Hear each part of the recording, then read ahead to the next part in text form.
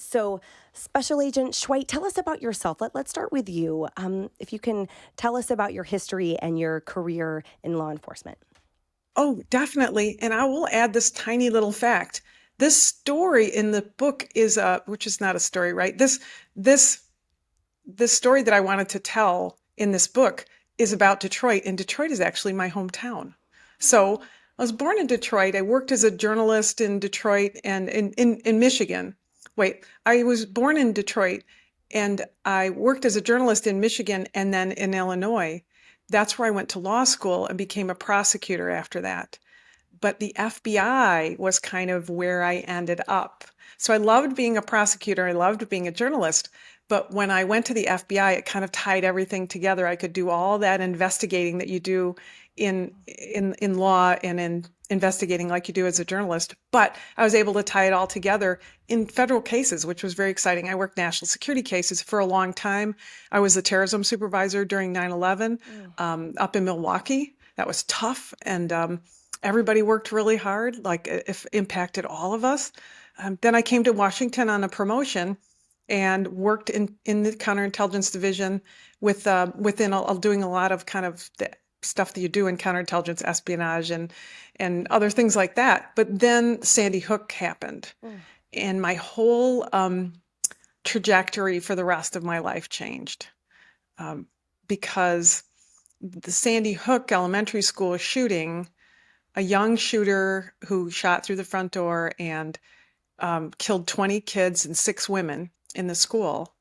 And it kind of, was one of those things that we all know we all know about it, and it changed everybody's lives. And then within weeks, I was working with a White House team and talking to the Sandy Hook parents and doing a lot of really crazy things to think, how can we make this better? So really my career is that I'm a mass killing expert. I'm a mass shooting expert. It's not something to brag about when you're in parties, but that's it. And because of that, I'm also a gun expert, a Second Amendment expert. So I teach a law class on Second Amendment for my old law school in Chicago, the DePaul. And when I left the Bureau, then I really just wanted to write back to my journalism days. I wanted to write and tell the things that were great stories. And that's really what led me to this story for the book. And that story in the book, it's Women Who Talk to the Dead. And it's a book that highlights the true story of Operation United and the incredible female team who made it their mission to solve 200 cold cases. So how did you first hear about this? And talk to us about why it was so important for you to serve as the messenger for this story. I think that I thought it was a very important message, and nobody was telling the story. This book took me probably 6 years to write. I spent a long time out in cemeteries and talking to people, trying to put the book together, and eventually just decided I have to just finish it and get it out, kind of thing. And that's the only reason that it's out today. But why I decided to write it, I really think that the people who are working on it, and I know that doesn't really tell you what the story is, but they just were doing their jobs. So for me, this is what the heart of the story is. This is a story about tenacious law enforcement officers, state and federal, local and federal, who said, we're never going to give up on murderers. We're never going to give up on somebody who's been murdered, even if we don't even know who they are. And even if everybody else has forgotten them, and nobody ever, for some of these cases, up to 70 years, nobody ever looked at any of these cases. These women said, every person who's killed has family. We are not going to give up on them ever. And we want people to know that law enforcement never gives up. And that's really what compelled me to write the story. Yeah.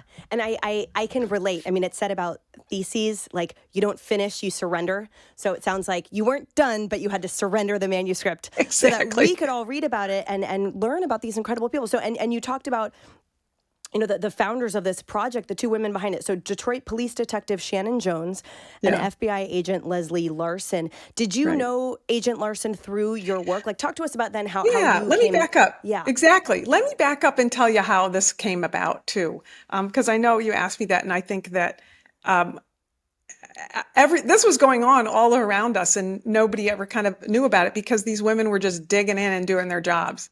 But one day, Leslie Larsen is the FBI agent involved in this, and she runs the forensics team for the Detroit FBI office. She is a special agent. She's been there for a number of years, and she's one of the best in the country about digging up bodies. As a child, she wanted to be an archaeologist. She's highly trained at the Body Farm, trained at the Frost Center in northern Michigan to dig up bones underground and preserve them and protect them for forensic purposes. May I So interject and just yeah. excuse my interruption, but what is the Body Farm? Oh, the Body Farm actually has a real name. It's in Tennessee, and it is a location in Tennessee where that everybody just calls the Body Farm. It has a much longer name, where law enforcement and other anthropologists, experts go to learn how to dig up bones and identify, what they are. Is it a person? Is it a human? And not just bones, but whole bodies. If you see, as your law enforcement gets a call and we see that there's like a hand sticking out of the ground, how do you go in and get that hand, preserve all I know it sounds gruesome, but somebody's got to do it, Yeah, and we've got to train them right? So how do you figure out how to go in there, get the body, preserve whatever evidence might be there? Say there's trace evidence on a body that has hair, something underneath somebody's fingernails while they were fighting with somebody and then they were murdered. We want to preserve that. The Body Farm, the people there, the forensic anthropologists that run that Body Farm, who are brilliant, there's 5 of them, or there's probably more than 5, but I know of 4 or 5 of them. They're working to do that, to train all people all over the United States and all over the world. And then there's it's not a companion one, but there's a similar one up in northern Michigan. It's called the Frost Center. All FROST is all capital letters, and it is the only place in North America where they teach to train to dig up frozen bodies and body parts. So Leslie's worked with both, and the people who actually came from the Body Farm and the Frost Center were part of the team that helped in this massive project. But your question was, did I know Leslie? I do know Leslie because Leslie Larsen came to the FBI as a young clerk, and I was working in the Milwaukee office as a terrorism supervisor, and she was working there filling mailboxes. That was her job. She was hired to stuff mailboxes. And she was a young female who wanted to become an agent. So she had always, touched base with me and asked me questions. And even when I transferred from Milwaukee into FBI headquarters and then even to the Washington field office where I worked, Leslie would call me every once in a while if she had some trouble she was working on, some problem, some questions she had. It's what you do, right? She refers to me as one of her mentors. And she called me one day and she was saying that she was having trouble getting funding for something, and she wanted best advice on should she go to the lab or should she go to the criminal investigative division or her field office? What should she do? She was trying to get this project that was underway. It seems like the funding was cut. So she was just calling me for an administrative problem. And as she started to tell me this story, here's kind of how it unfolded. She said, so my friend Shannon Jones, who's in the police department in Detroit, handles the missing persons cases. And she proceeds to tell me a story that Shannon Jones, who works missing persons, has begun to find that her missing persons cases are sometimes overlapping with her cold case murders that are in a warehouse 20 miles away from her office. And they're going back, not just like cold case murders from a year ago, but cold case murders from a decade ago or 2 decades ago or 3 decades ago. So every time Shannon starts to look for a missing person that didn't go missing 2 days ago, she is having to look at old case files, including cold case murders. And Shannon calls Leslie to her office, and Leslie relays this to me, that Shannon called and said, look, I have all these cold case murders. There's like 300 of them over 70 years. And you guys know what to do to exhume a body. And it costs a lot of money to exhume a body. But I have missing person cases, and some of them are overlapping. She's like, every time I have a missing person case, I have to go back to these cold case murders. So I have this other idea. And so Leslie's like, okay, bring it, because Leslie is a can-do person. And Shannon says, about 200 of them I have no DNA on. They're buried in paupers' graves with no headstones. We just have like a cemetery map that tells us where they're buried. So I want you and your team, Leslie, to come and dig them up. Can you help us dig them up? So Leslie's like, sure. How many are we talking about? And Shannon says, 200. 200 bodies. Can you dig up 200 bodies for us? And Leslie's kind of gobsmacked, right? And she tells me this story along about, once they get started, that she wants to do this, and she's kind of set her sights to do this, and now they're not sure if they can continue it.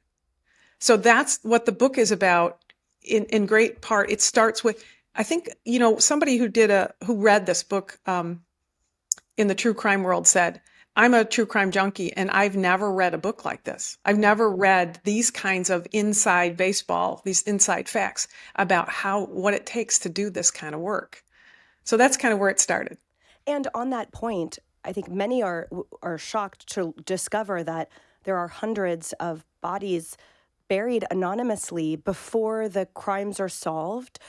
Talk to us about those logistics, because also it perhaps might be equally shocking to discover that there are preserved bodies above ground as the case is unsolved. So sort of talk to us about the logistics of how law enforcement handles unidentified bodies and these pauper graves and all of that. I think historically, probably the most common question that I got from people when I first started talking about this a little bit was, what do you mean they didn't know who they were when they were put in the ground?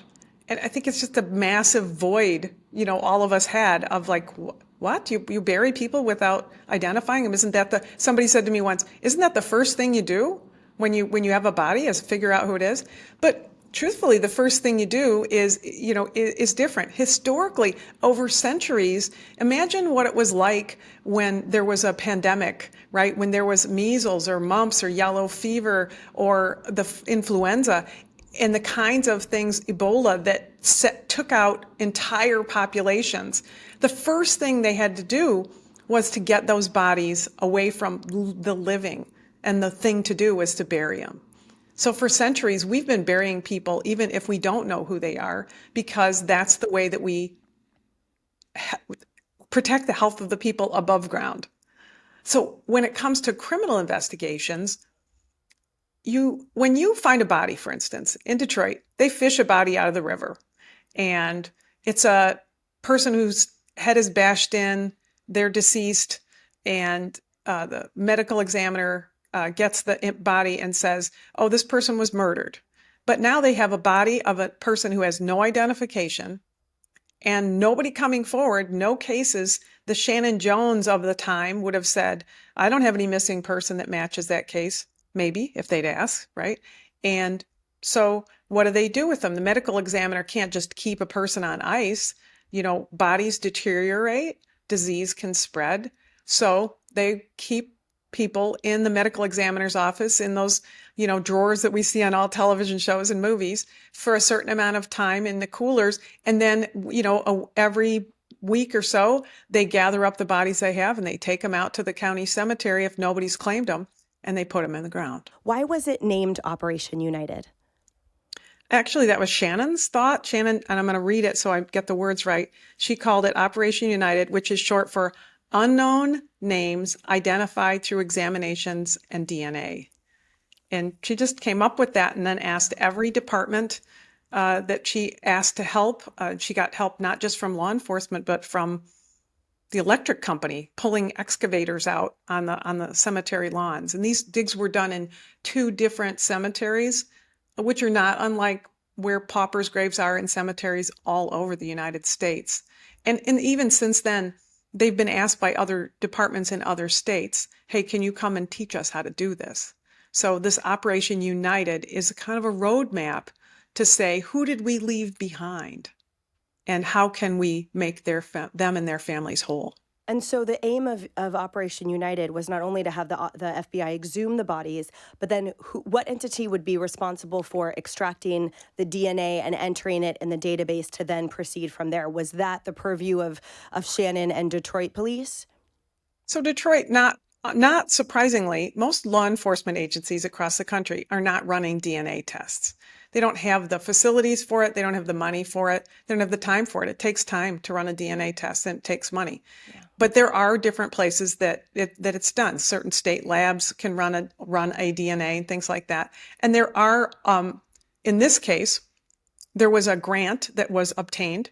There was an organization in a Texas university, a university in Texas, that was working on this, and they agreed to do the DNA testing if Shannon and Leslie would dig these bodies up. And so the whole digging the bodies up is complicated anyway. How do you make a plan for that, and how do you find a way to get the right people there? So for instance, digging into the ground and then opening up a casket and reaching into a bag of bones and finding the right bones for DNA.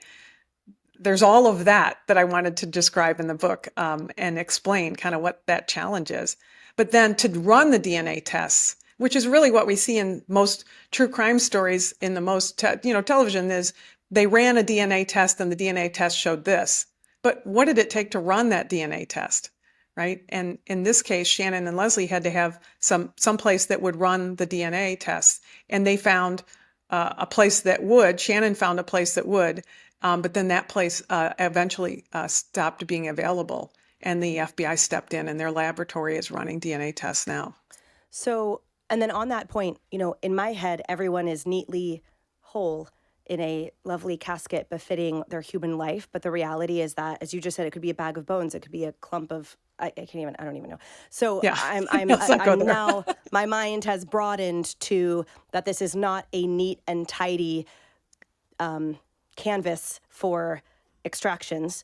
And so can you share a little bit about, let's talk about sort of the X's and O's here. How long did it take for the FBI to get proper DNA from all of those bodies and that kind of stuff? Like, how did it all actually unfold? Come together. Yeah, well, come together.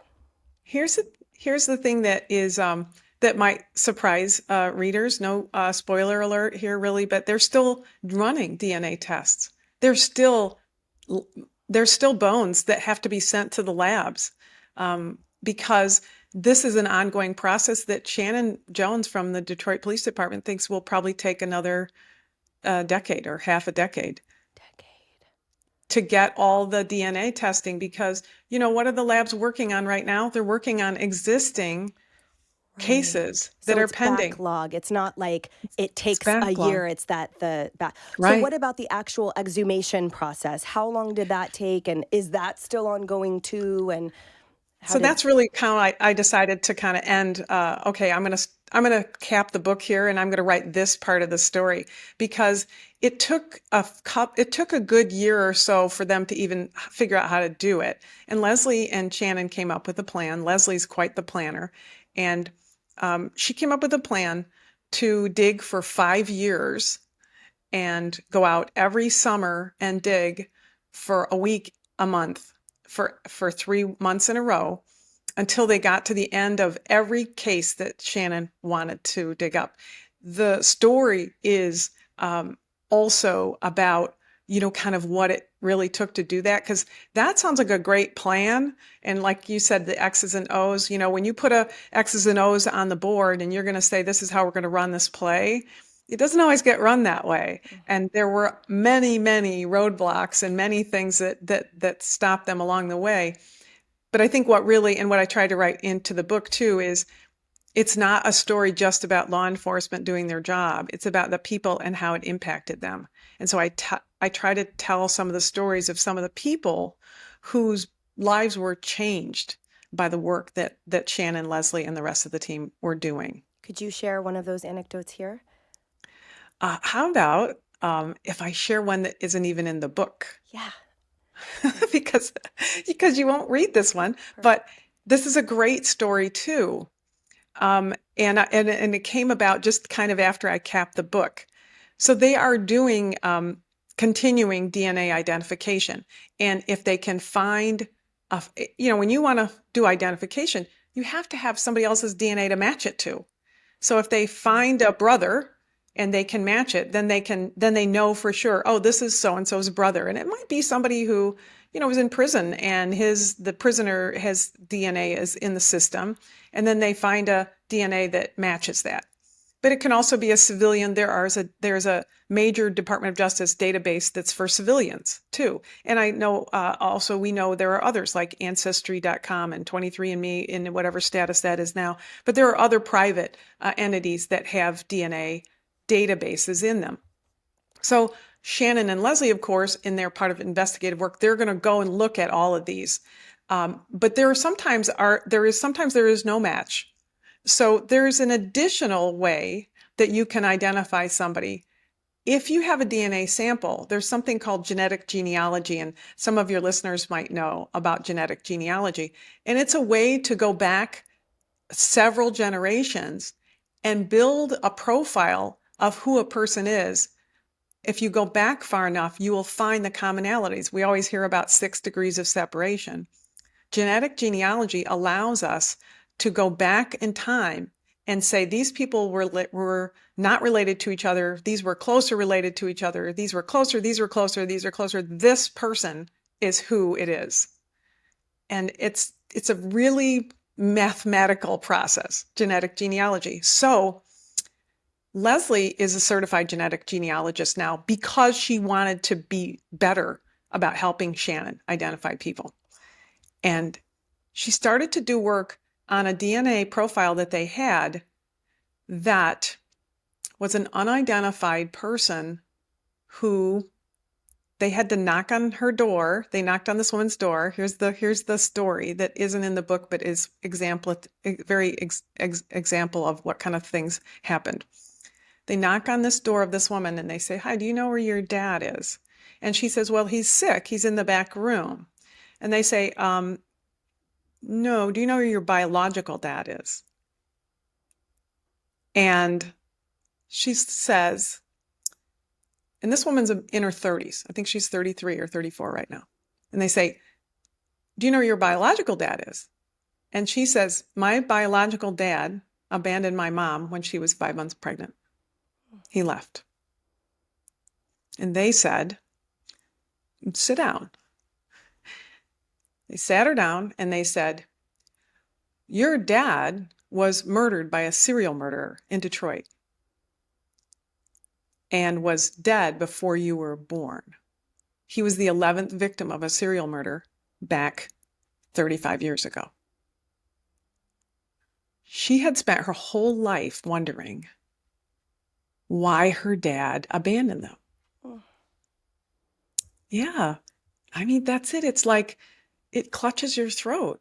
They changed this woman's life forever by telling her that she wasn't abandoned, that her mom wasn't abandoned, and that her dad, in addition to that, now she knows where he's buried, and she can go to his grave and put down flowers. Those are the stories to come as we continue, as they continue on this process. So I have some stories in the book that are similar, but I think that one is a great example of changing somebody's life. A generational impact. A generational impact. I can't imagine, carrying anger and trauma your whole life and your whole identity, perhaps wrapped around an injustice that has occurred, and then to have that be lifted. I'm sure there are no words for the closure that Shannon and Leslie are bringing, or Officer Jones and Agent Larsen are bringing to these families. I think So, that's what's so amazing about it, right? I think that's what's so amazing about it is that their actions, nobody was even looking for that dad. right. No one was looking for that dad. That dad's case was in a cold case file. The murderer, the serial murderer, had gone to jail, but that murderer, cold case file was there. And some of these cases go back 70 years. This one was half of that time. But no one in the department, in any department, was working any of those cases that were all Mm. paper files disintegrating in a warehouse. And Shannon said, no, that's it. These cases are being solved or resolved. But either way, if we can put families back together, we're going to do it. Not that numbers matter, because the whole point is every life is precious and valuable. But is there a number that we have at this point of, like, granted, there are still many that we are waiting to have DNA analysis completed for, but is there, like, they've solved 10 or they've identified, I should say, or do we have sort of a number? When they first started, right, they went a long time without any. And I think that's something that I try to, I touch on in the book, because I wrote the book in a timeline, because I was with them the whole time they were doing it through the years. I was in Detroit, back and forth and cold summer winters where nothing was, getting done underground, but the investigative work was getting done. And then I'd go to the cemetery and spend all day there, seeing what it was like for them to dig bodies up, with the idea that, you can imagine in the first year or two, they didn't even have DNA results yet. And they were like, what are we doing? But now, this many years later, they have, the last I heard, about 35 people identified out of the 200 that they've pulled the bones for. So that's a really high percentage. I don't do math. If I did math before we had this call, I'd be at it. So I'm counting on everybody who's listening to do what is 35 of 200 and tell us what that is. But in the law enforcement world, that's a really good percentage. And that isn't that the 35 are the only ones solved. It's that those are the only ones they've gotten to so far. But they'll get to more and faster. Right. And I think that's the beauty of DNA. Once you have it, you have it. Right. You mentioned a little bit ago that the team had encountered some roadblocks along the way. Can you perhaps share what one or so looked like, what that entailed? Yeah, I think that the biggest couple, right, the ones that I mentioned, would be logical, right? Who wants to fund this? These people are dead. Why do you care? These people are dead and in the ground, and nobody's probably looking for these cold case murder victims who were killed 60 years ago. I mean, those are the kind of things that sometimes they would hear. And how insulting is it if somebody disappeared and their family member doesn't know? I've talked to so many people who said, "Oh, I have an uncle who kind of, walked away, moved west, moved east, we don't really know where he went." These are the kind of people, and they have yet to discover somebody's identity and go to a family member and have the family member say, "Oh yeah, we don't care." Yeah. It's very impactful. So part of it is that funding aspect of it, that the idea that it isn't like they needed. Shannon got so many people to volunteer, but if you're going to bring in forensics experts from the FBI from LA, you've got to at least pay their flight and their airfare and their hotel. So it's kind of that type of money. The FBI put up money to take care, to bring their people in. But there were hurdles over even getting that on a regular basis, because money's tight and they're working on today's cases, not yesterday's cases in Detroit, right? And then in addition to that, I think the whole concept of getting a lab to do this work, even today, they had a situation where the FBI lab said, we can't take 200 sets of bones. You can send us a handful every month. And that's, what Leslie's sending, a handful every month. Maybe there was another lab that had money and somebody who wanted to put a grant up. We could do all the DNA all at the same time, and that would get these cases resolved. But there isn't, right? So it's the practicality of it. How much time and effort do Leslie and Shannon have in addition to the real jobs that they have to do? That's it's interesting because, when I hear this, I'm like, this is exactly what I want my tax dollars to go to. This is exactly, Yes. in my opinion, the correct stewardship of budgets. Right. I mean, Right. and I mean, yeah, because you see the outcome. But I think going into it, they didn't know. I mean, but now we know. I want my tax dollars to go into this, right? right. But Shannon, I was in the FBI for 20 years, and people would say, what's it like to be in the FBI? How do what's the challenges that you have? And I said, we have all the challenges that any other agency has trying to do their jobs. But I said, I always think of the FBI as the civilian Marines. We get the job done with the tools we have. So, so Leslie and her team get the job done with the tools they have. Even in the Detroit office, Leslie doesn't even have a dedicated space for the third largest forensics team in the United States. It's just they get the job done with the tools they had. But I agree with you. It'd be nice to see somebody step in and say, "Hey, I wanna fund that. It's not that much to get this DNA funding done," and let the investigators then have the additional information of positive DNA. Well, and now that you mentioned the FBI has stepped in and is doing this, and obviously now with the success, the 35 lives and generations that have been impacted, is there now appropriate resources being allocated? And Officer Jones and Agent Larsen, are they now short of one lab, to your point, stepping in and being like, I can do them all right now? Do they feel sufficiently funded at this point and in that way? Yeah, geez, I Okay. hate to speak for them, right? I hate to speak for the law enforcement officers and say, do they think it's sufficiently funded? But I'm going to tell you, as a former executive at the FBI, there's never enough money to do the Yeah, job that the Americans people want us to do, and you just do the job that you can with what you have. totally. Is there a commonality, or what are the commonalities of these unsolved cases as Officer Jones and Agent Larson developed this, or even in your experience? Yeah. Because I feel like there's a few that I can predict, and which goes back to our tax dollars.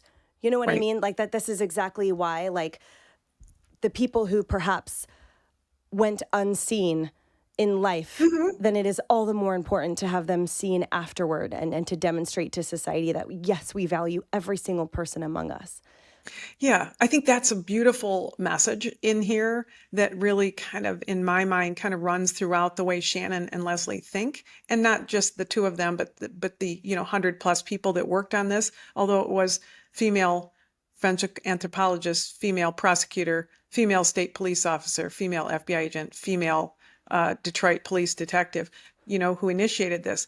But I think that running throughout it is the idea that a lot of these cases, the cold case murders, the person was unidentified and nobody was looking hard enough for them. So a lot of these case files had like a single sheet of paper, Mm, and that was the whole investigation. So who was really looking out for that person?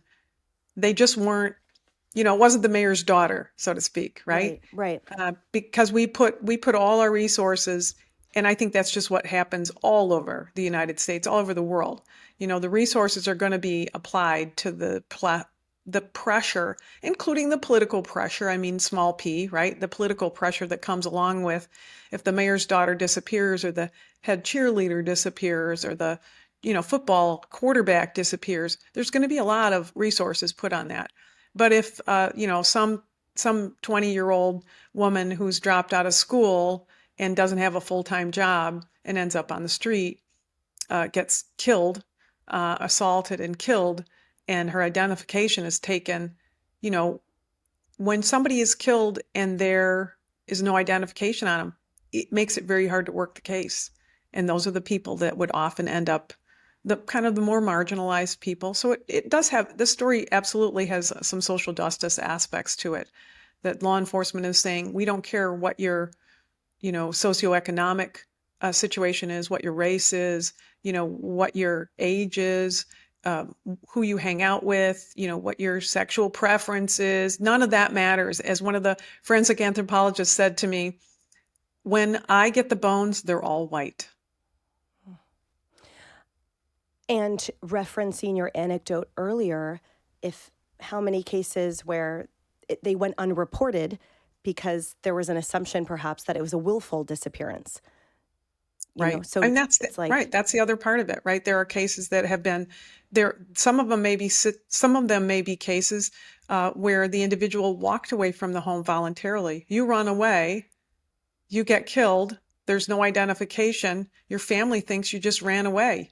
You right. said, "I've had enough. I'm going to Toledo. I'm going to Los Angeles. I'm going to Florida."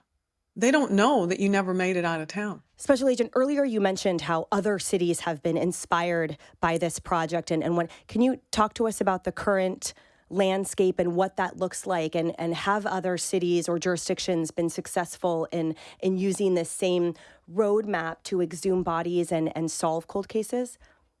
I think it's a learning process for the other departments. They hear about it from Leslie. Shannon's speaking a little bit. Philadelphia, for instance, is an example of somebody who reached out and said, "Hey, we know we have these graves here. We don't exactly know where they are. Can you come out and help us get them? We think that we have maybe 8 bodies underground that are all maybe murder victims, and we want to make sure that we preserve them so we can try to reconnect them with their families and potentially solve the murders." So they've heard from a number of law enforcement agencies, and I think it's a matter of time before the other agencies. It took Detroit and the FBI a couple of years to ramp up to do theirs. I think it will take departments a couple of years to ramp up to choose to do that. But I think they'll get many other requests. And Leslie says to anybody who asks, "We made the roadmap. Please take it." It sounds like Officer Jones and this is like the understatement of the century, but it sounds like Officer Jones and Special Agent Larsen are absolute tour de forces. I don't even know if that's the plural, tours de force, and just like incredible individuals. Have they been, like, is there an award that have they gotten, I hope, bureau recognition or something other than just the satisfaction that they I'm sure hold at night when they sleep, even though people like that are always like, there's more to be done. But I hope, have they been recognized publicly for this incredible life-changing work that they're doing? I don't think they really have been in any great way, because they're just doing the work. Like you said, their heads are down and they're doing the work. And I think that's really the reason I wanted to put this down on paper, is to elevate the story and talk about these incredible people who are doing the work that we want. Like, what could be more admirable from law enforcement? And we always struggle with our tax dollars being paid, and used wisely. Our law enforcement doing what we want them to do. This is 100% win. 100% win. And so I think in time they'll be recognized. I think that Shannon is kind of quiet, and she just does her work. And that's actually how both of them are. They just kind of do their work. And I didn't mention it, but the name of the book, Women Who Talk to the Dead, is really because they were all, as I mentioned, they were all kind of women. From a leadership standpoint, that's who's running this whole Operation United. But when I asked them individually in different times why they were doing this, both of them said, "We have to speak for the dead. We have to be the ones who hear their voices and lift them up and speak for them, because nobody else can do that now." Oh, just incredible. Special Agent, where can people find Women Who Talk to the Dead, your book, and find you? And Women Who Talk to the Dead is available on any place you buy a book: Amazon, Barnes and Noble. Your local bookstores can buy it through their purchasing systems in Ingram, and then it's available on paperback, ebook, and audiobook. I thought it was important to provide all. Actually, I just produced it myself. I paid for it myself. I thought it was really important to produce it in an ebook and an audiobook. I like audiobooks, for instance. Others like ebooks. This is a podcast. People like to listen to podcasts. I like to listen to ebooks. So it's available in audiobook, ebook, and on paperback. Any place where you might find any of those. It's Audible, Spotify, you name it. And so that's one thing. And then you can always go to my website, KatherineSchweit.com. So if you can figure out how to spell my name, Katherine, the old-fashioned way, and then the last name is Schweit, KatherineSchweit.com, and you can find all the references to it there. but I'm just thrilled to tell the story. It's just been such an honor to tell the story. And I'm just telling the story after spending years, at the cemetery with them. They're still out there doing the work. They're the blessing that we have. I was thinking that literally the instant that you said it, I was thinking like what an honor it must have been to yes, serve as the messenger for these incredible women and the work they're doing. And also likewise for them to have you be the one that is their storyteller. I think the privilege and honor goes both ways as well. You are all extraordinary individuals, and talk about a grateful nation to you for your service and to them as well. And I certainly cannot wait to read this book and to learn more about Operation United, and especially how we can help advocate for these kinds of programs. So Special Agent Schweit, is there anything more that you want to share with us before we close? Oh, well, thank you for your kind words. I would say this in closing, we all live in a kind of an angsty world right now in so many ways. There's nothing angsty about this story. It's a really wonderful, uplifting story that's not gross. People are like, oh, dead people. No, it's not. It's a true crime story, but it's not. I tried to write it so anybody could read it. I have teenagers reading the book saying, I love this book. The reviews on it have been knocked me off my shoes, how fantastic the reviews have been. I think that's because people read it and they leave happier than when they started, because I take the reader on a journey that's a really positive journey about how we can do things right in this country. Amazing note to end on. Thank you so much again for your service and for joining us today on the Fox True Crime Podcast. And we wish you the best with this incredible book. And we'll look forward to the part 2 of as this program keeps being successful and spreading across the country. Indeed. Part 2 on its way. Thanks, Emily.